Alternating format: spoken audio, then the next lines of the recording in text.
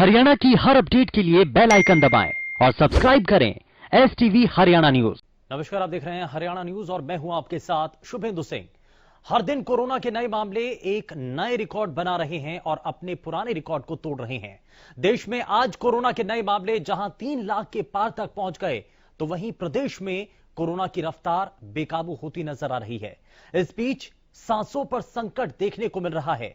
हालांकि प्रदेश सरकार ने ऑक्सीजन की कमी ना होने की बात कही, लेकिन कई जगहों पर बेड्स की कमी की शिकायतें आ रही हैं।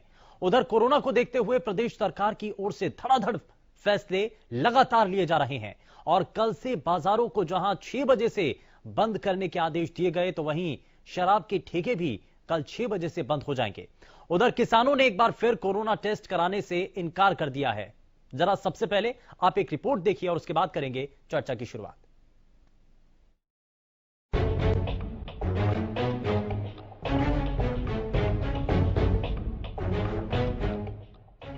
कोरोना की मार कौन सुनेगा, संक्रमितों की पुकार। ये बात हम इसलिए कह रहे हैं क्योंकि उखड़ती सांसों को थामने के लिए जिस ऑक्सीजन की जरूरत है, वही ऑक्सीजन कोरोना पीड़ितों के लिए किसी ख्वाब से कम नहीं है। देश में कई ऐसे राज्य हैं जहां ऑक्सीजन की भारी किल्लत है। लोग अपने पेशेंट को बचाने के लिए खुद ही ऑक्सीजन के लिए दर दर भटक रहे हैं, क्योंकि अस्पतालें कह रही हैं कि पहले ऑक्सीजन लाओ फिर मरीज को एडमिट करेंगे। यानी ऑक्सीजन जो कोरोना संक्रमितों के लिए संजीवनी है, उसकी अब कालाबाजारी भी जमकर की जा रही है। उधर कोरोना के बढ़ते मामलों और बिगड़ते हालात को लेकर सुप्रीम कोर्ट ने भी सख्ती दिखाई है। कोर्ट ने देश भर के अस्पतालों में ऑक्सीजन, वेंटिलेटर, बेड और जरूरी दवाओं की किल्लत को देखते हुए केंद्र सरकार को नोटिस जारी कर जवाब तलब किया है। अगली सुनवाई 23 जून को होगी। उधर पीएम मोदी ने हाई लेवल मीटिंग कर उन राज्यों को तुरंत मदद करने के निर्देश दिए हैं जहां ऑक्सीजन की किल्लत है। हालांकि प्रदेश के गृह मंत्री अनिल विज ने कहा है कि प्रदेश में ऑक्सीजन, दवाई और बेड्स की कोई कमी नहीं है। उन्होंने साफ कहा है कि लोगों को इसकी चिंता करने की जरूरत नहीं है, क्योंकि सरकार इसकी चिंता कर रही है। हरियाणा के किसी भी व्यक्ति को बेड्स की कमी की, ऑक्सीजन की कमी की या दवाइयों की कमी की चिंता करने की जरूरत नहीं है। सरकार इसकी चिंता कर रही है और सारी व्यवस्था कर रखी है। एक तरफ गृह मंत्री कह रहे हैं कि ऑक्सीजन और बेड्स की कोई कमी नहीं है, तो वहीं फतेहाबाद के एसएमओ ने दावा किया कि ऑक्सीजन की कमी है।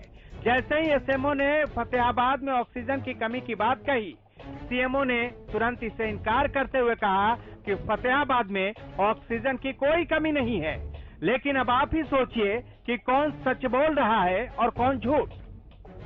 केयर सेंटर में लगभग 22 बेड हैं जो इस वक्त फुल हैं और इसमें 6 बेड वेंटिलेटर के सुविधा के लिए और बाकी 16 बेड जो है ऑक्सीजनेटेड बेड्स हैं। हमारे पास नॉन ऑक्सीजनेटेड बेड्स निल हैं और जो ऑक्सीजन की कमी है, हम पूरी कोशिश कर रहे हैं उसे पूरा करने की। हम रेगुलर सप्लायर के साथ टच में हैं और उनसे जितनी हम डिमांड कर रहे हैं उतनी वो सप्लाई नहीं कर पा रहे। जो हमारे पास कुल 289 उपलब्ध हैं, इसमें ऑक्सीजन फ्लो मीटर हैं वो 251 के आसपास हमारे पास उपलब्ध हैं और ऑक्सीजन सिलेंडर की कीज़ हैं जो वो 163 उपलब्ध हैं। और जैसा कि सिविल द्वारा बताया बात की कि हमारे पास जो हमारे पास जो व्यवस्था है, जो हमारे पास चाहे दवाइयों की व्यवस्था है, ऑक्सीजन की है, वो प्रचुर मात्रा में है। और जो अन्य मांग है जो समय समय पर होती है, वो HMSCL यानी वेयर हाउस हिसार को उसकी मांग भेजी गई है। तो अगर हमें और भी आवश्यकता होगी तो हमें वहाँ से भी उपलब्ध हो जाएगी। उत्तर प्रदेश के गृह मंत्री अनिल विज ने एक बार फिर लॉकडाउन लगाने जैसी बातों से इनकार किया है, लेकिन सख्ती बढ़ाने के संकेत दिए हैं।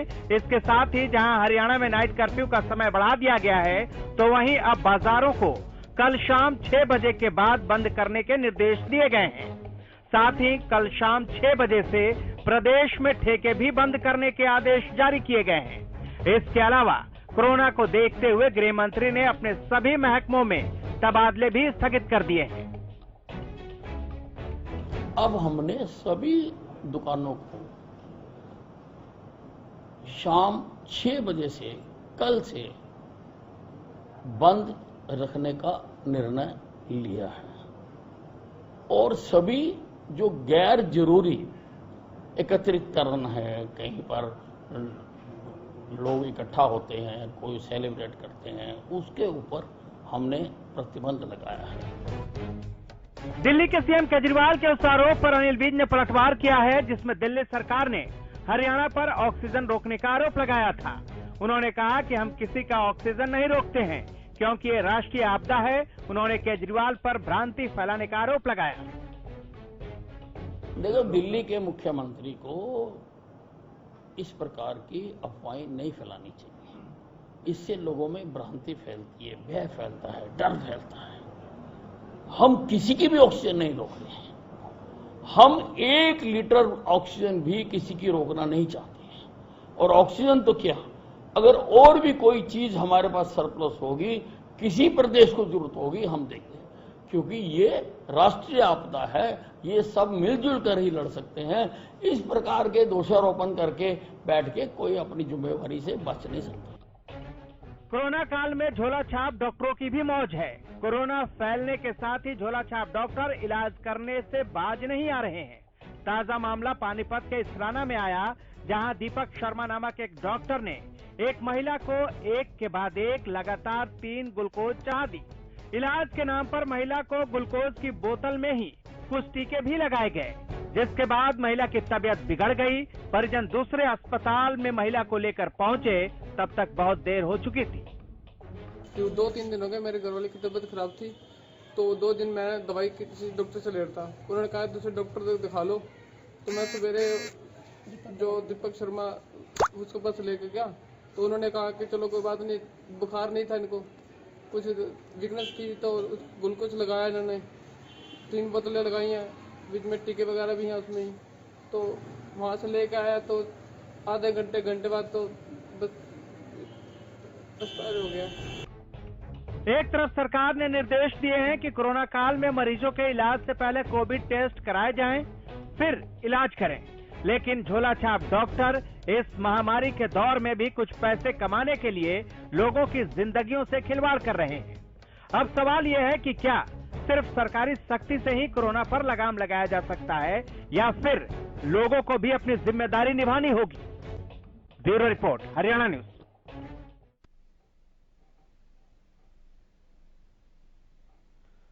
तो कोरोना के बढ़ते संकट के बीच सवाल कई हैं और इसीलिए एक सवाल हरियाणा न्यूज भी आपके सामने रख रहा है। और जरा अब आपको दिखा देते हैं कि आज का वो सवाल क्या है। सवाल आपकी टीवी स्क्रीन पर है। सवाल ये कि क्या कोरोना की दूसरी लहर को भी लॉकडाउन के जरिए रोका जा सकता है। यदि आपको लगता है कि वाकई में ऐसा हो सकता है तो हाँ के लिए आपको यस टाइप करना है, ना के लिए आपको नो टाइप करना है और जल्दी से दिए गए व्हाट्सएप नंबर पर आपको हमें भेज देना है और आपके द्वारा दिए गए सवाल का जवाब हम अपने कार्यक्रम के आखिर में आपके साथ साझा करेंगे। लेकिन अब जरा बिना समय गवाए जल्दी से आगे बढ़ें। लेकिन आपको बताएं कि आज के जो खास मेहमान हैं उनसे पहले आपको बता दें कि कोरोना के बढ़ते संक्रमण को लेकर के आज खतरा लगातार बढ़ता चला जा रहा है और ऐसे में जो चीजें मौजूदा वक्त में देखी जा रही हैं उनको लेकर के सवाल कई हैं। सवाल यह कि आखिर इस संक्रमण को कैसे रोका जाए।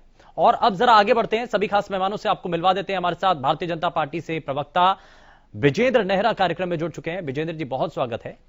कांग्रेस पार्टी से प्रवक्ता चेतन चौहान जी हमारे साथ कार्यक्रम में जुड़ चुके हैं। चेतन जी बहुत स्वागत है। और health expert doctor Ajay Gupta हमारे साथ कार्यक्रम में जुड़ चुके हैं। डॉक्टर अजय बहुत स्वागत है आपका कार्यक्रम में। मैं शुरुआत जरा डॉक्टर अजय आपसे ही करना चाह रहा हूं कि बढ़ते संक्रमण को लेकर के आज स्थिति बहुत खतरनाक नजर आ रही है, एक बड़ा संकट है। सबसे पहले आज हम हरियाणा को अगर देखें बाकी राज्यों की तुलना में कुछ स्थिति पहले के मुकाबले जरूर खतरनाक नजर आ रही है, लेकिन संभली हुई स्थिति में इसको क्या माना जाए जो अभी सरकार मान करके चल रही है। शुभेंद्र जी देखिए ऐसा है कि अब जैसे जो सेकेंड वेव है कोविड की, अब ये एकदम पूरे देश में, मैं हरियाणा की बात पे भी आऊंगा, पूरे देश पे ये बहुत ही खतरनाक दौर से गुजर रहा है और ये हमने कभी एक्सपेक्ट नहीं किया था। अगर दिसंबर जनवरी की बात करें, आप अक्टूबर से देखिए कि हमारा अक्टूबर 2020 से जो कोविड का कर्व था वो फ्लैट होने गया था और जो केसेस आते थे गुड़गांव में भी, जो कि गुड़गांव और फरीदाबाद पिछले साल सबसे ज्यादा केस ने हरियाणा में कंट्रीब्यूट किया है, उस टाइम 10 केस, 5 केस, 2 केस ऐसे होते थे। लेकिन अचानक से ये जो जनवरी फरवरी के बाद से हुआ है और जो ये सेकेंड वेव ने जो रफ्तार पकड़ी है, अब ये अनकंट्रोल हो गई है।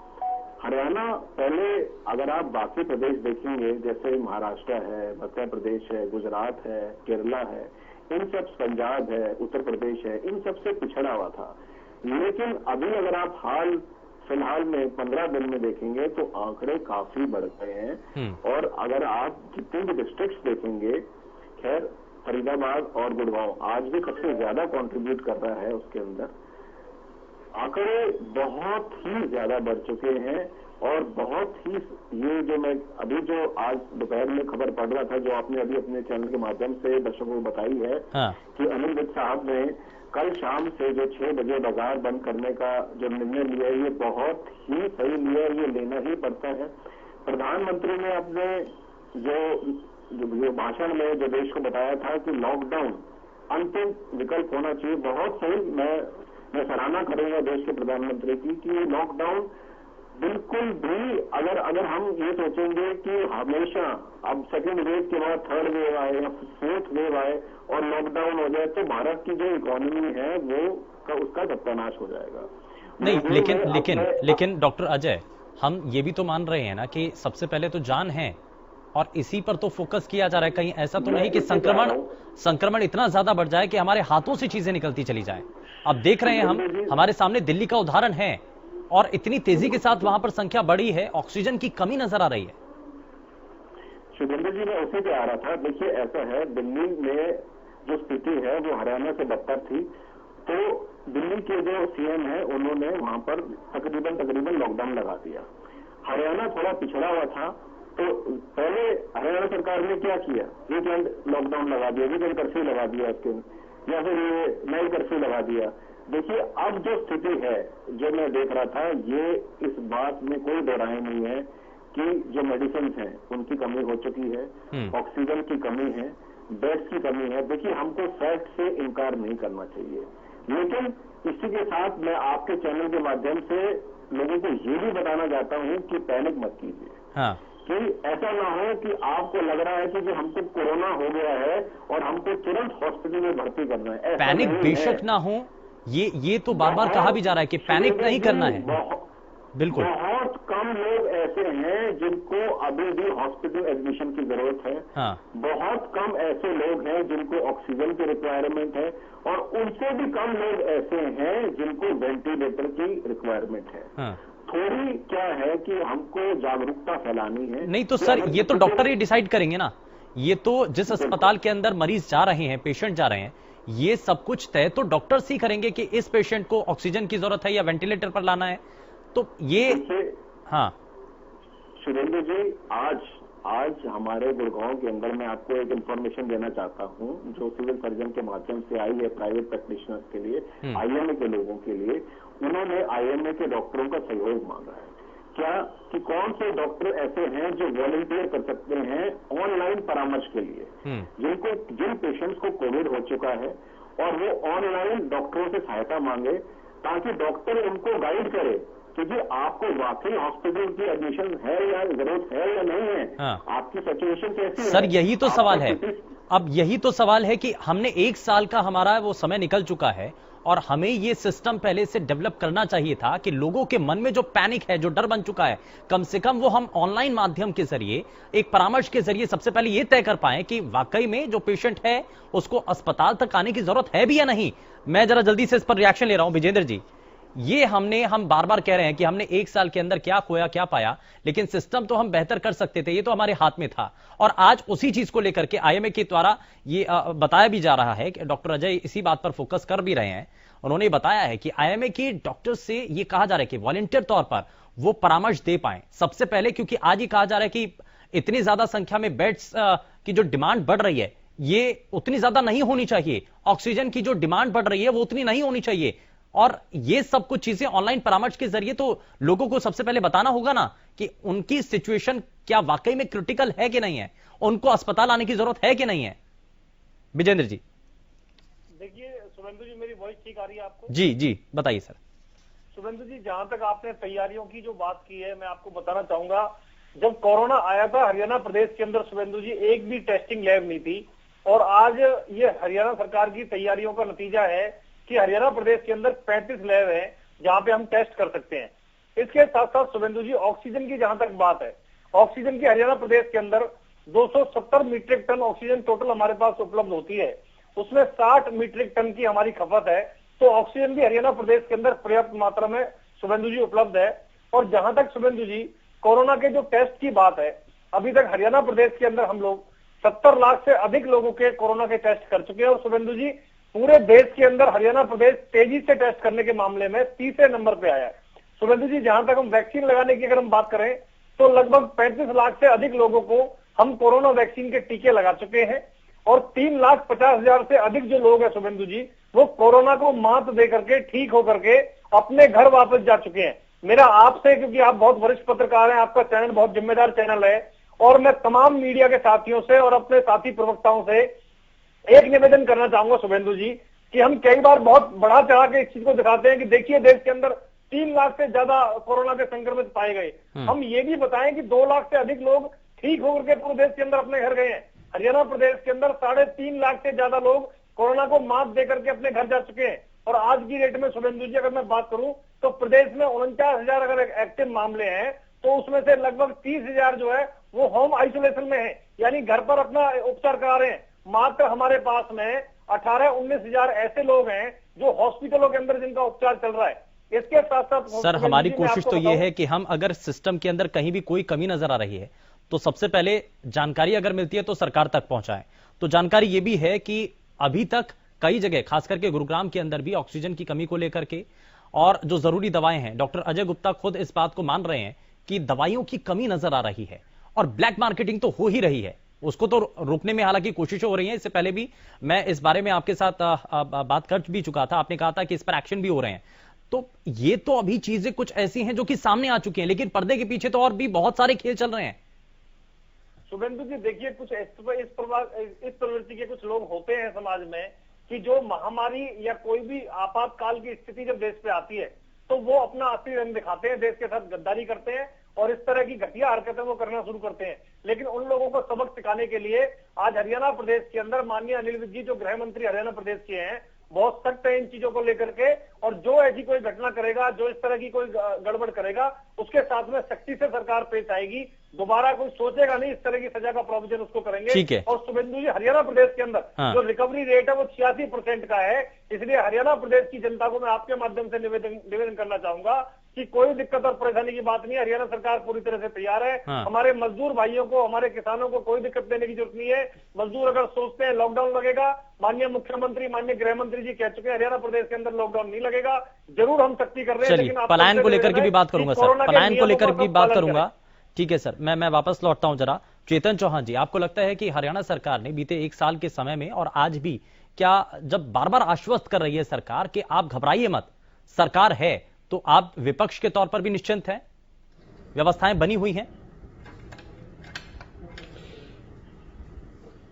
देखिए, सबसे बड़ी बात क्या है शुभेंदु जी, कि सरकार है, इसी की तो चिंता है कि अगर सरकार 1 साल पहले इन चीजों को सही रखती तो आज हम ये डिबेट ना कर रहे होते, ना आप ये चीजें दिखा रहे होते, ना पूरा देश ये आंकड़े देख रहा होता। अगर 1 साल के अंदर पर्याप्त जो चीजें होनी चाहिए थी, अगर वो हो चुकी होती हरियाणा में, तो आज ये स्थिति आती ही ना।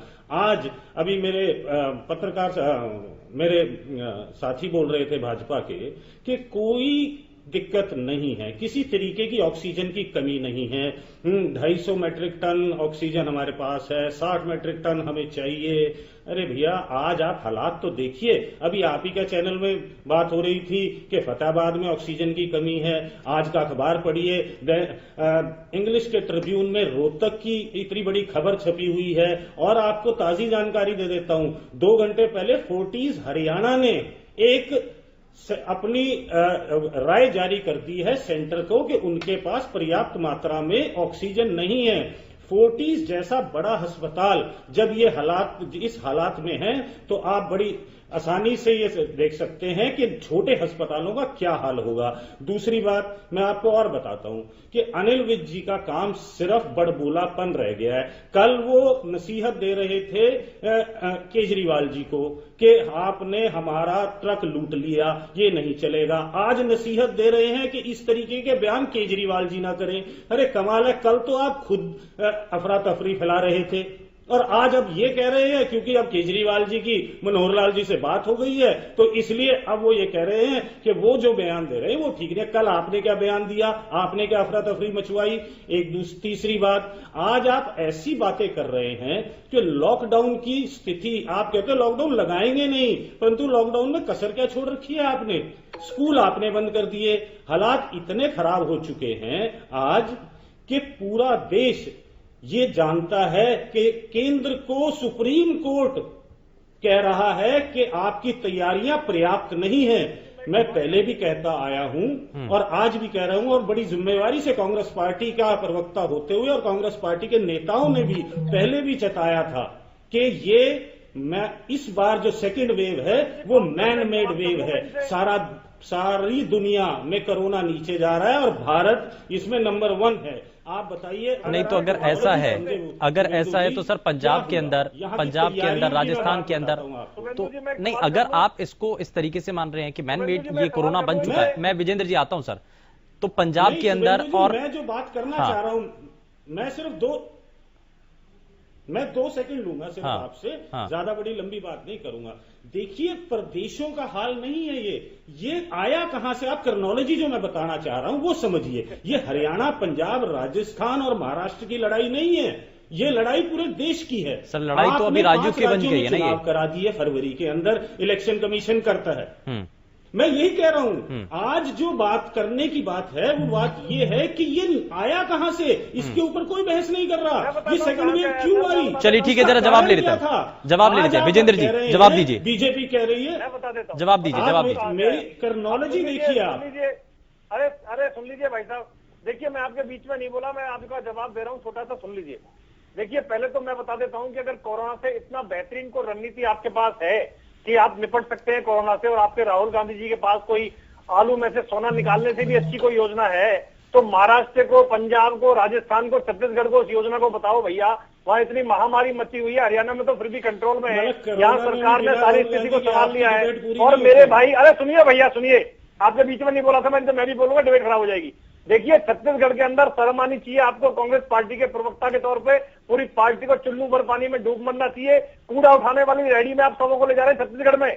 छत्तीसगढ़ के अंदर आपकी सरकार है और कूड़ा उठाने वाली रैली के अंदर आप सबों को ले जाकर दफना रहे हैं। मैं इस विषय में बोलना नहीं चाहता था, लेकिन आप लोग राजनीति कर रहे हैं इस विषय में। ये राजनीति करने का विषय नहीं है। आपके राहुल गांधी जी ने आज तक टीका नहीं लगवाया है। आप देश के लोगों को भ्रमित करने का काम कर रहे हैं कि टीका मत लगवाइए, ये मोदी का टीका है, बीजेपी का टीका है, इसके अंदर गड़बड़ है। आप लोग सही मायने में देश को भड़काने का काम कर रहे हैं, लोगों को गुमराह करने का काम कर रहे हैं। और आपकी कांग्रेस पार्टी के राज्यों के अंदर देखिए कितनी बुरी हालत है, ना वेंटिलेटर है, ना बेड है, ना ऑक्सीजन है। वहां पे किस तरह के आपने हालत बना रखे हैं। आप यहाँ लॉकडाउन की बात करते हैं। आपने राहुल गांधी जी ने कहा था कि लॉकडाउन मत लगाइए, और सबसे पहले आपके राज्य ने लॉकडाउन लगाया।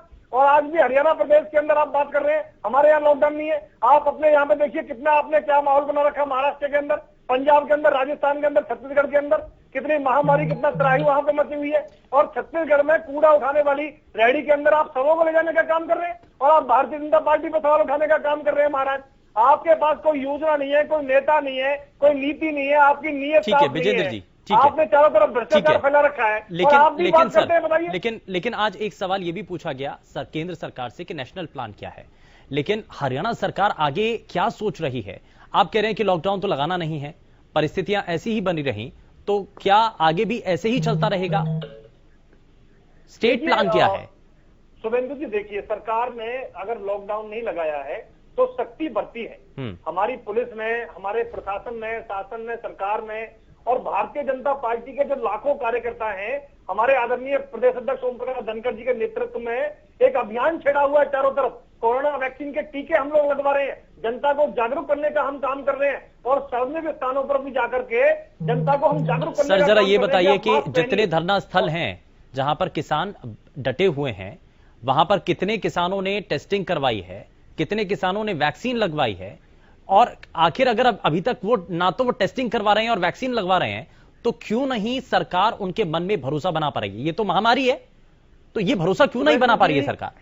शुभेंदु जी, सरकार ने पहले भी प्रयास किया था। अभी आपकी खबर में भी आप लोग दिखा रहे थे, मैं देख रहा था कि किसानों ने मना कर दिया है टेस्ट कराने से, वैक्सीन लगवाने से। कुछ लोगों का पहले हमने वैक्सीन लगाई थी, हमने टेस्ट नहीं किया था। लेकिन होता क्या है कि राकेश टिकैत जी खुद तो वैक्सीन लगवा लेते हैं, खुद अपना टेस्ट भी करा लेते हैं, लेकिन किसानों को बरगला देते हैं कि आप मत लगवाना। गुरनाम सिंह टडूनी ये कहते हैं कि कोरोना तो बीजेपी का दलाल है। ये ऐसे स्वयंभू नेता बने हुए हैं, जनता को मिसगाइड करते हैं, किसानों को मिसगाइड करते हैं। गुरनाम सिंह टडूनी, जिनका खुद का मेरे साथ आपकी डिबेट में आपको ध्यान उन्होंने स्वीकार किया था कि लगभग 1980 से आड़ती का काम करते हैं, ये कहते हैं कि किसानों के अकाउंट में डायरेक्ट पेमेंट जारी है तो गलत हो रहा है। ये कैसे किसान है, मेरी समझ में बात नहीं आता। और इतने बड़े किसान हैं, तो जहां से चुनाव लड़े थे किसानों ने इनकी जमानत जब्त कराई थी, 1500 वोट भी इनको नहीं मिली थी। 2 चुनावों में जमानत जब्त करवा के किसानों के नाम पे शुभेंदु जी राजनीति कर रहे हैं। ये कह रहे हैं कोरोना के टीके मत लगवाओ, ये कह रहे हैं वैक्सीन मत लगवाओ, टेस्ट मत करवाओ। क्या ये देश के हित में है, किसानों के हित में है? और ये इस तरह की जो बरगलाने की बात कर रहे हैं। जहां तक सरकार की बात है शुभेंदु जी, सरकार ने संवेदनशीलता दिखाई है। माननीय मुख्यमंत्री श्री मनोहर लाल जी ने और अनिल विज जी ने स्वयं कहा है, हमारे आदरणीय प्रदेश अध्यक्ष ओम प्रकाश धनखड़ जी ने, कि हम किसानों के साथ हैं, हमें उनकी भी चिंता है, हम वहां पर जाकर टेस्टिंग करेंगे, उनको कोरोना वैक्सीन का टीका लगवाएंगे। लेकिन अगर कोई लगवाने के लिए तैयार नहीं है शुभेंदु जी, तो इसमें सरकार क्या कर सकती है? क्या उनसे जोर जबरदस्ती करेगी? क्या फिर से वही माहौल ये लोग बनाना चाहते हैं? और ये जो स्वयंभू नेता बन के बैठे हैं, जो खुद वैक्सीन लगवाते हैं, खुद टीका लगवाते हैं, ये राकेश टिकैत जी बार बार कहते थे कि कोई बीमारी नहीं है कोरोना नाम की, और टीका लगवा रहे हैं, खुद जाके देखिए। ठीक है, तो ये तो दोगले लोग हैं। ठीक है, मैं जरा जल्दी से एक जल्दी से चेतन जी से रिएक्शन, फिर उसके बाद एक छोटे से ब्रेक के लिए रुकना होगा। चेतन जी जरा जल्दी से जवाब दीजिए,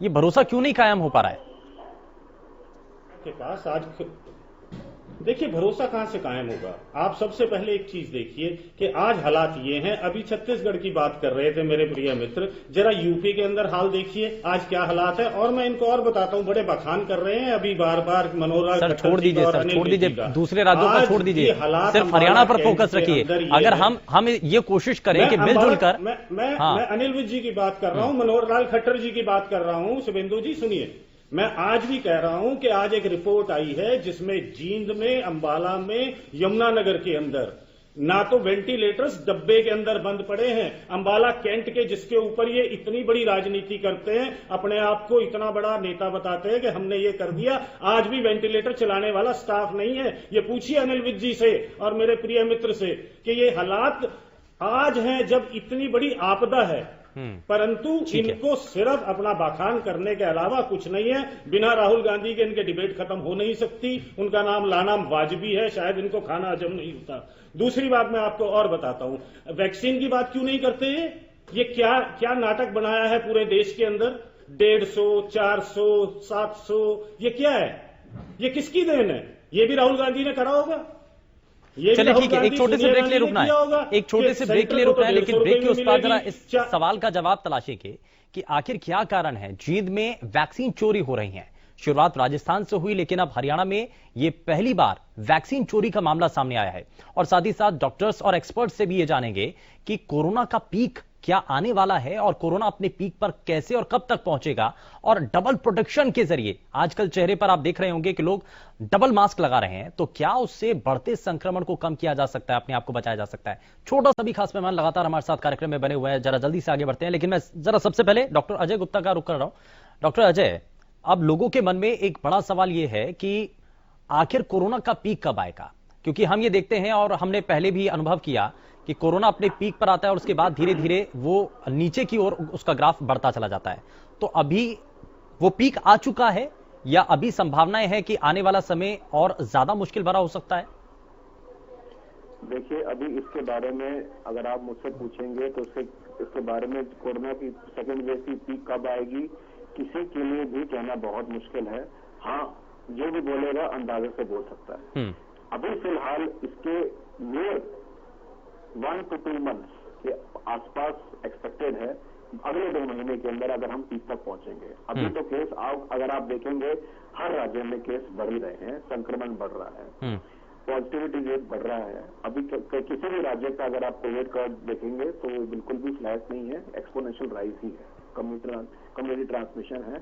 तो आने वाले महीने 2 महीने ही बता पाएंगे जो ट्रेंड है डेली केसेस का कितने हर राज्य के अंदर, स्पेशली महाराष्ट्र, केरला, मध्य प्रदेश, गुजरात, जो हाई रिस्क राज्य हैं जिनमें एक्सपोनेंशियल राइज है, उनमें वो जो राज्य हैं, जो 8-10 राज्य हैं, वो हमको बताएंगे कि देश में जो सेकेंड वेव का पीक है वो कब तक आएगा और कब ये हमारा कोविड का ग्राफ डिक्लाइन करेगा।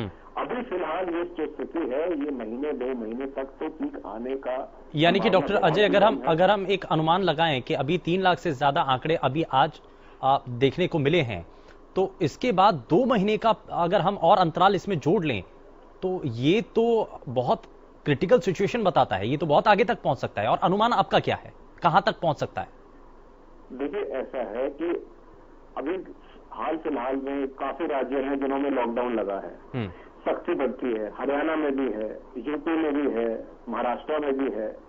और अब जो ये सेकेंड वेव है, ये सेकेंड वेव फर्स्ट वेव से ज्यादा घातक है।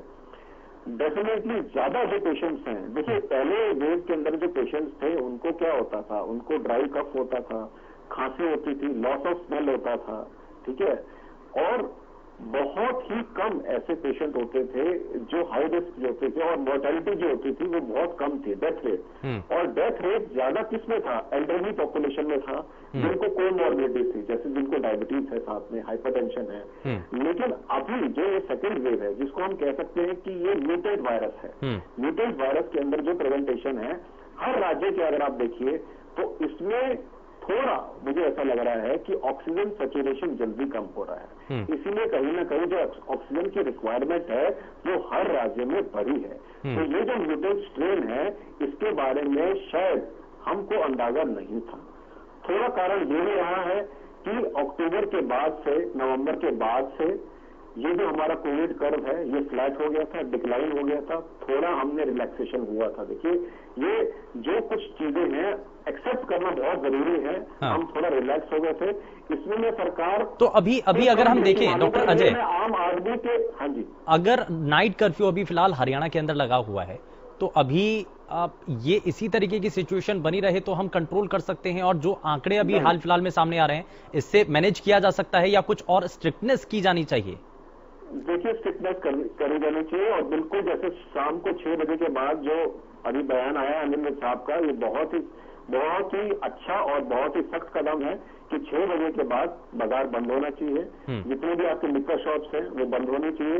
देखिए कहीं ना कहीं आपको कहीं ना कहीं तो जो गैदरिंग है उनको आपको कहीं ना कहीं आपको कम करना ही होगा। ठीक है, गैदरिंग को कम करना होगा, और इसीलिए शाम 6 बजे से अब बाजार जो हैं वो बंद किए जाएंगे। ये इस दौरान गृह मंत्री की तरफ से शुभेंदु जी देखिए हर डिस्ट्रिक्ट के अंदर मेरा ये सुझाव है कि जितने भी बड़े हॉस्पिटल हैं उनकी मैनेजमेंट, उनका रिप्रेजेंटेटिव के साथ एक मीटिंग हो, चाहे वो जूम कॉल हो, सीएमओ साहब बात करें, जो भी सरकार का जो नुमाइंदा है वो बात करे। देखिए हमको जितने भी बड़े हॉस्पिटल है, गुड़गांव क्या है, Gurgaon is hub of hospital mall है, ठीक है, गुड़गांव में जितनी अच्छी हेल्थ केयर फैसिलिटी है हमारे पूरे जितने भी डिस्ट्रिक्ट हैं हरियाणा में शायद ही हो, क्योंकि जितने भी बड़े हॉस्पिटल हैं लोग दूर दूर से, अन्य राज्यों से, मैं नाम नहीं देना चाहता किसी प्राइवेट हॉस्पिटल का, दूर दूर से इलाज कराने आते हैं। तो अगर किसी हॉस्पिटल में कोई प्रॉब्लम रहती है, ठीक है, तो उसका समाधान होना चाहिए, उस पर विचार। ठीक है, एक मैं जरा जल्दी से विजेंद्र जी, बहुत सारी चीजें, बहुत सारे सवाल भी हैं ऑक्सीजन की कमी को लेकर के जो बात सामने आई है फतेहाबाद से, क्योंकि एसएमओ सबसे पहले ये स्टेटमेंट देते हैं कि हमारे पास ऑक्सीजन की कमी है, और इस बात को वो खुद ऑन कैमरा कहते हैं। हालांकि उसके बाद जब सीएमओ से इस बारे में जवाब लिया जाता है तो वो कहते हैं कि ऐसी कोई भी चीज नहीं है और ऑक्सीजन हमारे पास भरपूर मात्रा में है। लेकिन एसएमओ का जो बयान है, कौन सही कौन गलत, हालांकि हम इस पर नहीं जा रहे हैं, लेकिन इस दौरान एक और बड़ी चीज देखने को मिल रही है कि ब्लैक मार्केटिंग बहुत हद तक हो रही है, लोग स्टॉक कर रहे हैं, और ऐसे ही आपकी ही स्वास्थ्य विभाग की टीम के द्वारा, पुलिस की छापेमारी के द्वारा इस दौरान एक्शन लिया गया, और ऑक्सीजन गैस सिलेंडर एजेंसी जहां पर थी वहां पर छापेमारी भी की गई है। तो ये जो ब्लैक मार्केटिंग और स्टॉक करने का जो खेल है वो अभी भी चल रहा है, इस पर और प्रभावी तौर पर कैसे एक्शन लिया जाएगा? शुभेंदु जी देखिए, एसएमओ की जहां तक आपने बात की, मैं आपका चैनल देख रहा था जब आप रिपोर्ट दिखा रहे थे, उस समय डिबेट शुरू होने से पहले भी एसएमओ फिर बाद में ये बोला, आपने ध्यान से सुना हो, कि हमारे पास अभी शाम तक की ऑक्सीजन है, हाँ। लेकिन जो सप्लायर है उसने हमें कमिटमेंट की है कि शाम से पहले वो आपूर्ति हमें फिर से कर देंगे। इसका मतलब उनके पास भी जो पर्याप्त मात्रा में ऑक्सीजन है वो उपलब्ध थी और टाइम खत्म होने से पहले उनको फिर मिल जाती। मैं आपको पहले ही बता चुका हूं शुभेंदु जी कि हमारे पास में 270 मीट्रिक टन ऑक्सीजन जो है सर, ये कुछ घंटे का खेल होता है। ये कुछ घंटे के अंदर स्थिति बिगड़ भी सकती है और बनी भी रह सकती है, तो हम ऐसी कोशिश करें। हरियाणा प्रदेश के अंदर शुभेंदु जी, हरियाणा प्रदेश के अंदर 60 मीट्रिक टन की हमें जरूरत है। हमारे पास ऑलरेडी 5 गुना ऑक्सीजन उपलब्ध है। दूसरा मैं आपको बताना चाहूंगा शुभेंदु जी कि हमारे पास में चाहे वो ऑक्सीजन की बात है, वेंटिलेटर की बात है, बेड की बात है, वैक्सीन की बात है, चाहे वो डॉक्टर की बात है, हॉस्पिटल की बात है, हमारे पास हर चीज पर्याप्त मात्रा में उपलब्ध है। और जिस तरह से डॉक्टर साहब ने भी जानकारी दी है कि हरियाणा प्रदेश के अंदर जो व्यवस्थाएं हैं वो इस तरह से बनाई हुई है कि आज जो बाकी प्रदेश हैं उनके भी लोग, आज दिल्ली के लगभग 50% लोग गुड़गांव, फरीदाबाद, सोनीपत जो हमारे बड़े जिले हैं इनमें इलाज करा रहे हैं अपना, और उनका हम मानवता के नाते इलाज कर रहे हैं शुभेंदु जी। चाहे वो राजस्थान है, पंजाब, यहाँ के भी बहुत से लोग आज हरियाणा प्रदेश के हॉस्पिटलों में इलाज कराने के लिए आ रहे हैं और उनका इलाज हम कर रहे हैं। इसके साथ साथ कांग्रेस पार्टी दिन रात बात ये भी संगठन को गाली देती है शुभेंदु जी। सोनीपत के सिविल अस्पताल में एक स्वीपर एक मरीज के टांके लगाता है, तो ये व्यवस्थाएं हैं सरकारी अस्पताल में। और इस बात को खुद स्वास्थ्य मंत्री ने भी माना कि अब लोगों की जो भीड़ है वो बड़े बड़े प्राइवेट अस्पतालों की तरफ जा रही है। और ये आखिर कारण क्यों है? सरकारी अस्पतालों का आम लोगों का रुख क्यों नहीं है? प्राइवेट अस्पतालों पर इतना ज्यादा भरोसा क्यों है? शुभेंदु जी, अगर इस तरह की कोई दिक्कत है, परेशानी है, तो इसी के लिए भारतीय जनता पार्टी ने आदरणीय प्रदेश अध्यक्ष ओम प्रकाश धनखड़ जी के नेतृत्व में शुभेंदु जी हर जिले के अंदर हमारे जिलाध्यक्ष के माध्यम से, हमारे जिला की टीम के माध्यम से हमने 3-3, 4-4 लोगों के नंबर इशू किए, जिले वाइज हेल्पलाइन नंबर शुरू किए। जिले में किसी भी तरह की किसी को कोई दिक्कत है, परेशानी है, कोई शिकायत है, समस्या है, तो प्रशासन के साथ मिलकर के भारतीय जनता पार्टी के लाखों कार्यकर्ता उसका समाधान करने में लगे हुए हैं। और शुभेंदु जी, जिस संगठन को कांग्रेस पार्टी दिन रात गाली देती है, राष्ट्रीय स्वयंसेवक संघ आरएसएस, आज आरएसएस और सेवा भारती उसका जो अनुषंगिक संगठन है, लोगों की सेवा करने में लगे हुए हैं। झुग्गी में, झोपड़ी में, गरीब की, मजदूर की, इनकी सेवा करने में, उनको दवाई देने में, उनको भोजन पहुंचाने में ये राष्ट्रीय स्वयंसेवक संघ के लाखों कार्यकर्ता, लाखों स्वयंसेवक आज लगे हुए हैं। चलिए ठीक है, चेतन जी कुछ कहना चाह रहे हैं। चेतन जी, देखिए, मैं बार बार एक बात को कह रहा हूं कि ये जो आज स्थिति आई है ये इस बार आपदा नहीं है, ये आपदा बनाई गई है, मैन मेड डिजास्टर है ये इस बार। ये इस बात को पूरा देश जान चुका है। मैं अभी मेरे परम मित्र बोल रहे थे कि ये बार बार आपने एक चीज देखी हिंदुस्तान के बारे में, उनके ने सर्वे दिखाई है। उन्होंने सर्वे में ये कहा कि हिंदुस्तान के अंदर जो दूसरी कोरोना वेव आई वो लापरवाही थी सरकार की। ये क्यों नहीं मानते? आज विशेषज्ञ ये तक कह रहे हैं कि जून के आने तक ये आंकड़ा 3000 तक जा सकता है मौतों का। और मैं आपको और बात, चौंकाने वाली बात और बताता हूं कि आज ये बात कर रहे हैं, हमारे गृह मंत्री खुद वेदांता में जाकर ठीक होते हैं, हमारे चीफ मिनिस्टर खुद वेदांता अस्पताल में जाकर ठीक होते हैं। ये और आज बखान किया जा रहा है कि हमारे सर हुड्डा साहब भी तो प्राइवेट हॉस्पिटल गए ना। मैं आपको और एक ये तो सभी नेताओं का है। मेरे वाजिब दोस्त के लिए, मैं 2 मिनट लूंगा, आज वाजिब दोस्त के लिए एक चीज बताऊंगा। पूरे हिंदुस्तान के अंदर इंडियन यूथ कांग्रेस को ये कहा गया कि इससे अच्छा कार्य किसी संगठन ने नहीं किया। ये इंडिया टुडे की रिपोर्ट है, ये आपके गोदी मीडिया की रिपोर्ट है। उनको शाबाशी मिली, परंतु आरएसएस की आपको कहना पड़ रहा है। मुझे बड़ी दिक्कत हुई ये बात बताने में, क्योंकि आप अपनी राजनीति पहले लेके आ गए बीच में, आपने भाजपा का संगठन लेकर आ गए बीच में। अरे आप सरकार में हैं, आप आरएसएस सरकार में हैं, भाजपा सरकार में हैं, आप वो तो बात बताते नहीं कि वेंटिलेटर कम है, आप ये तो बताते नहीं कि 400 रुपए में 150 रुपए की वैक्सीन 700 रुपए कर दी, ये तो बात आप बोलते नहीं हो। आप ये बताते नहीं हो कि रेमडेसिविर इंजेक्शन जो है वो 2200 का इंजेक्शन 20,000 में बिक रहा है। आप बात नहीं करेंगे, सिर्फ एक ही बात करेंगे कि सब कुछ नियंत्रण में है, तभी तो ये हाल है। अगर आज नियंत्रण में होता तो ये हाल ना होते। इस देश की जनता त्राहिमाम कर रही है और आपकी वजह से कर रही है, आपके कुशल नेतृत्व की वजह से कर रही है। विजेंद्र जी जवाब। ये हालात है आज। रेमडेसिविर की तो कालाबाजारी हो रही है और इसको लेकर के तो खुद ड्रग कंट्रोलर के द्वारा इस पर एक्शन भी लिया गया था। ऐसे कुछ लोग गुड़गांव से पकड़े भी गए हैं, लेकिन ये तो ब्लैक मार्केटिंग के वो लोग हैं जिनके चेहरे बेनकाब हो चुके हैं, लेकिन पर्दे के पीछे तो अभी बहुत सारे खेल हैं। आप देखिए कि सरकारी अस्पतालों को जो खेप मिलनी थी वो किसी भी अलग अलग जगहों पर बाजारों में बेची जा रही है। वो समझिए विजेंद्र जी कि वो सरकारी अस्पतालों की खेप अब वो प्राइवेट तरीके से बाजारों में बेची जा रही है और ऊंचे ऊंचे दामों पर बेची जा रही है। देखिए शुभेंदु जी, मेरे साथी जो प्रवक्ता कांग्रेस के हैं वो भी बार बार, क्योंकि राहुल गांधी जी को ज्यादा फोकस करके सुन लेते हैं, गलती है सबसे बड़े कांग्रेसियों की। तो हरियाणा प्रदेश के बारे में ना कोई आंकड़े ना कोई जानकारी इनके पास में है और हरियाणा की व्यवस्थाओं से ये बड़े संतुष्ट और बड़े खुश हैं, इसलिए बार बार देश की बात कर रहे हैं। क्योंकि राहुल गांधी जी को सुनते होंगे, इनको पता नहीं है हरियाणा प्रदेश की बात करने के लिए बैठे हुए हैं और हरियाणा प्रदेश के अंदर व्यवस्थाएं सारी ठीक है। और जहां तक देश की बात है श्रीमान जी, आपको बताना चाहूंगा, पूरी दुनिया के अंदर सबसे पहले टीका बनाने वाला देश है भारत।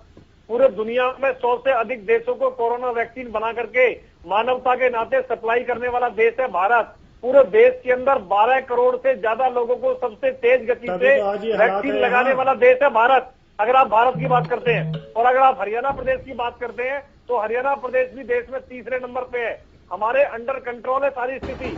आप कांग्रेसियों को मेरा एक निवेदन है, राहुल गांधी जी को भी निवेदन है कि आप अपने राज्यों में स्थिति को संभालिए, अपने राज्यों में अपने ज्ञान को बांटिए। अगर आपके पास में इतनी अच्छी नॉलेज और ज्ञान है, कोरोना को आप रोक सकते हैं, तो एक मॉडल बना के दिखाइए, एक एग्जाम्पल दिखाइए महाराष्ट्र के अंदर, पंजाब के अंदर, राजस्थान के अंदर, छत्तीसगढ़ के अंदर, और फिर उसके बाद कहिए कि देखिए हमने कोरोना पे विजय पाई है, आप भी ऐसे विजय पाइए। आपके अपने राज्यों के अंदर इतना बुरा हाल है कि कूड़ा उठाने वाली रेहड़ी पे आप मरीजों को ले जा रहे हैं, ठीक है विजेंद्र जी, एक चीज आज जो कैबिनेट की बैठक हुई सर, आज जो कैबिनेट की बैठक हुई इसमें एक और बड़ा फैसला लिया गया। 500 करोड़ रुपए का एक इमरजेंसी क्रेडिट फंड तैयार किया गया है और कोरोना के संकट के समय में। लेकिन सवाल सर इस पर यह उठ रहा है कि अगर हम इंडस्ट्रीज को, अगर कोई भी इस क्षेत्र में या फार्मास्यूटिकल्स की कोई कंपनी या कोई भी अगर वैक्सीन को लेकर के या और इस दौरान जरूरत के सामान बनाने के लिए अगर कोई भी पैसा अगर चाहता है तो उसको वो पैसा दिया जाएगा। लेकिन सर आज जो जरूरतमंद लोग हैं, विपक्षी बार बार ये कह रहे हैं, कांग्रेस पार्टी और सोनिया गांधी और राहुल गांधी और तमाम ये सभी लोग कह रहे हैं कि आप गरीब की अगर जेब में पैसा देंगे तो वो ज्यादा प्रभावकारी होगा।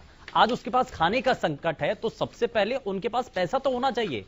आप जो उद्योगपति हैं उनको पैसा देने के लिए तैयार हैं, लेकिन जो आम गरीब है जिसके पास खाने का आज बड़ा ये कह लीजिए कि उसके पास खाने के लिए पैसे नहीं हैं, तो कम से कम उसकी जेब में तो पैसे हों।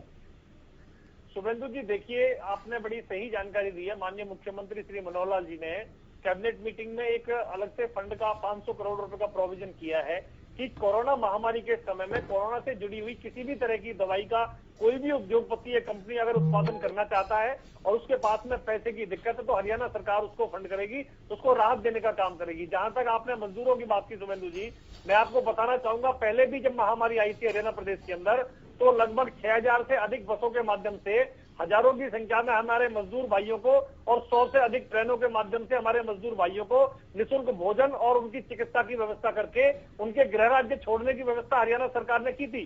और जहां तक पैकेज की बात है, मुख्यमंत्री परिवार समृद्धि योजना सर आज भी आप कोशिश कर रहे हैं कि मजदूर पलायन ना करें, आज भी कोशिश यही की जा रही है। मुख्यमंत्री आप गृह मंत्री लगातार ये अपील कर रहे हैं कि लॉकडाउन नहीं लगेगा, आप जाइए नहीं, लेकिन उसके बावजूद भी आज बस स्टैंड पर जाकर देखिए सर कि लोग पलायन कर रहे हैं, उनके मन में डर बन चुका है। शुभेंदु जी, हरियाणा प्रदेश के अंदर ऐसी स्थिति कुछ नहीं है। मैं आपको पूरी जिम्मेदारी से, मैं तो फरीदाबाद जिले से आता हूं जो औद्योगिक हब है और मेरा पृथला तो इंडस्ट्रियल एरिया है पूरा का पूरा। यहाँ पे सारी कंपनियां चली हुई है, सारे लोग लेबर अपना पहले जैसा काम कर रही है और सारी सुविधा सरकार ने दी हुई है। गरीबों की मदद के लिए 1200 करोड़ रुपए का पैकेज की घोषणा हमने पहले भी की थी शुभेंदु जी। 16,20,000 परिवारों के खातों में 619 करोड़ रुपए की आर्थिक सहायता हमने पहले भी की थी शुभेंदु जी। और 27 लाख परिवारों को 3 महीने के लिए 154 करोड़ रुपए का मुफ्त राशन हमने पहले भी दिया था। और लॉकडाउन के दौरान मजदूरों व गरीबों के लिए बनाए गए 580 राहत शिविरों में हमने 91,200 मजदूरों के लिए रहने व खाने और चिकित्सा की निःशुल्क व्यवस्था हमने पहले भी की थी। राशन कार्ड रहित 5 लाख जरूरतमंद परिवारों को हमने उस समय भी मदद की थी जब महामारी का पहला फेज इतना सहायता की गई, इतनी राहत दी गई, लेकिन उसके बावजूद भी जो तस्वीरें अलग अलग जगहों से सामने आई थी वो किसी से छुपी नहीं है। चेतन जी, कितना एतबार है सरकार की इन बातों पर, इन आंकड़ों पर? देखिए, अभी जितने आंकड़े मेरे मित्र ने सुनाए हैं, मैं तो हैरान हूं। अभी तो 20 लाख करोड़ का पैकेज ही खत्म नहीं हुआ देश के पास, इन्होंने और गिना दिए। अभी तो लोगों के पास वो 20 लाख करोड़ रुपए ही पड़े हुए हैं, अभी और गिना दिए। अभी 500 करोड़ रुपए मैंने हरियाणा प्रदेश की बात की है। मैं इसलिए कह रहा हूँ पीएम केयर फंड का नहीं अभी तक तो पैसा खत्म हुआ। 20 लाख करोड़ देश के अंदर मैंने हरियाणा प्रदेश की बात की है। सिर्फ आंकड़े बताने से कुछ नहीं होता। जो लोगों के पास जो चीजें गई हैं वो लोग जानते हैं। आज सड़क पर उतर कर देखिए, आपके नेताओं को कोई घुसने नहीं दे रहा है। अब तो मान जाइए कि आपसे जो गलतियां हुई हैं वो सारा देश और प्रदेश बाहर निकलिए थोड़ा सा। इसलिए मैं कह रहा हूँ बाहर निकलिए। आपकी कांग्रेस पार्टी ने क्या किया मेरे मित्र? आंकड़े देने और जुमले देने के अलावा कोई काम नहीं है। मैं अपनी पार्टी और सरकार के आंकड़े बता रहा हूँ, तो जरा कांग्रेस पार्टी के आंकड़े बताइए आपने क्या किया। आपके सारे नेता एसी में सोए हुए हैं, आराम कर रहे हैं। आपकी पार्टी ने और आपके नेताओं ने हरियाणा प्रदेश के और देश के अंदर क्या किया, जरा बताइए भैया। ये हालात हमने जरा बताइए आपने क्या किया। मैं बता रहा हूँ भारतीय जनता पार्टी ने क्या किया, हमारे मुख्यमंत्री जी ने क्या किया, हमारे आदरणीय प्रदेश अध्यक्ष जी के नेतृत्व में हमारे लाखों कार्यकर्ता काम कर रहे हैं। आप भी बताइए ना कांग्रेस पार्टी क्या कर रही है। कांग्रेस पार्टी क्या कर रही है? कांग्रेस पार्टी सिर्फ जमीन के नीचे जा रही है, गेंदों में जा रही है, खत्म हो रही है कांग्रेस पार्टी। कांग्रेस पार्टी सिर्फ गटर में जा रही है, कांग्रेस पार्टी कोई काम नहीं कर रही है। आप बताइए ना कांग्रेस ने क्या किया भैया, और सरकार जरा आंकड़े बताइए ना कांग्रेस पार्टी के कहाँ है आपके आंकड़े? चुनौतियां हैं वो इनको नहीं आप सुनी सुनाई बातों को लेकर बैठे हुए डिबेट में नहीं है, इनको सिर्फ अपना बखान करना आता है और कुछ नहीं। अरे गलती हो जाती है, अगर गलती हो गई है तो मान लीजिए ना, सारा देश जानता है कि गलती हो गई आपसे, परंतु आप गलती मानते नहीं है। सबसे बड़ी बात यही है, आज सिवाय राहुल गांधी, सोनिया गांधी, कांग्रेस, इसके अलावा आपके पास कुछ नहीं है। हर चीज को यही बोलना आपके पास, जितने प्रवक्ता आपके हैं वो यही काम करते हैं। लेकिन एक चीज है सर ठीक है, बस यही आता है आपको। ठीक है, लेकिन अब राजनीति से ऊपर उठ करके साथ मिल करके आगे बढ़ने की जरूरत है। विजेंद्र जी, मैं जरा जल्दी से एक रिएक्शन इस पर आपसे लेना चाह रहा हूं कि जींद के अंदर वैक्सीन चोरी का मामला सामने आता है, अभी तक साफ हो पाया है क्योंकि उस जगह पर लगभग 1710 कोरोना की जो वैक्सीन थी वो चोरी की गई है। और ये ऐसे अगर मामले बढ़ेंगे तो बड़ा संकट बन सकता है सर, ये बड़ा गंभीर मामला है। आपने मेरे से कहा शुभेंदु जी? जी बिल्कुल सर। शुभेंदु जी देखिए, मैं फिर आपको बता रहा हूं कि अगर आप कोई खबर दिखा रहे हैं तो पूरी जिम्मेदारी के साथ उसको दिखा रहे हैं। और बिल्कुल पहले आपने जो खबरें दिखाई हैं, अगर मैंने उस पर बातचीत की है तो निश्चित रूप से कार्रवाई हुई है, आगे फिर से कार्रवाई होगी। और जहां तक ये जो सेंसिटिव जोन है गुड़गांव का, फरीदाबाद का, हमारे केंद्रीय राज्य मंत्री श्री कृष्णपाल गुर्जर जी ने एक विशेष निवेदन किया था माननीय मुख्यमंत्री जी से फरीदाबाद को लेकर के। और फरीदाबाद के अंदर 50% जो बेड है फरीदाबाद के हॉस्पिटलों में वो कोरोना के जो मरीज है उनके लिए रिजर्व कर दिए गए हैं। नहीं, मैं बकायदा ठीक है सर, ये गुरुग्राम, फरीदाबाद, सोनीपत और झज्जर इनकी हम बात कर रहे हैं, लेकिन जींद के अंदर जो पीपीसी सेंटर है सर, 1710 कोरोना की वैक्सीन चोरी हो चुकी हैं। और ये चोरी होने के अगर मामले बढ़ेंगे तो ये बड़ी विकट स्थिति बन सकती है सर। शुभेंदु जी, ऐसा कुछ नहीं होगा और मैं स्वयं भी इस मामले में डिबेट के बाद में बात करूंगा। माननीय गृह मंत्री जी की भी नजर है इन सब चीजों पे और सख्ती से सरकार पेश आ रही है। बिल्कुल सही तरीके से हमें जहां वैक्सीन पहुंचानी है, मैंने भी क्योंकि बात करी है सीएमओ से, प्राइवेट हॉस्पिटलों के अंदर भी हमारी जो वैक्सीन जिस तरीके से पहुंच रही है बाकायदा वहां पे पहुंच रही है। और आज मैं फरीदाबाद के अंदर अगर बात करूं या हरियाणा प्रदेश के अंदर बात करूं, पर्याप्त मात्रा में हमारे पास हर संसाधन उपलब्ध है कोरोना से लड़ने के लिए। ठीक है, मास्क का ज्यादा से ज्यादा इस्तेमाल करके, ठीक है, पर्याप्त संसाधन है। लेकिन मैं जरा जल्दी से रिएक्शन लेना चाहता हूं डॉक्टर अजय से। डॉक्टर अजय, अब हम ये मान रहे हैं कि संक्रमण तो अभी रहने वाला है और बहुत तेजी के साथ आगे बढ़ रहा है, तो ऐसे में कई लोगों के मन में डर है। पहले एक मास्क लगाया जा रहा था, लेकिन आज हम देखते हैं कि लोग डबल मास्क लगा रहे हैं, तो इसका क्या उपयोग है? इसका इस्तेमाल वाकई में सही है? इससे असर है कुछ? शुभेंदु जी, मैं आपका धन्यवाद करता हूँ। ये बहुत ही इम्पोर्टेंट सवाल है जो आज आपने पूछा है और इसके बारे में दर्शकों को जागरूकता होनी चाहिए। जैसा कि आपने बताया है कि कई जगह हमको देखे जा रहा है कि लोग एक के बजाय 2 मास्क यूज कर रहे हैं। तो आज आपके चैनल के माध्यम से मैं 2-3 चीजें स्पष्ट करना चाहता हूँ।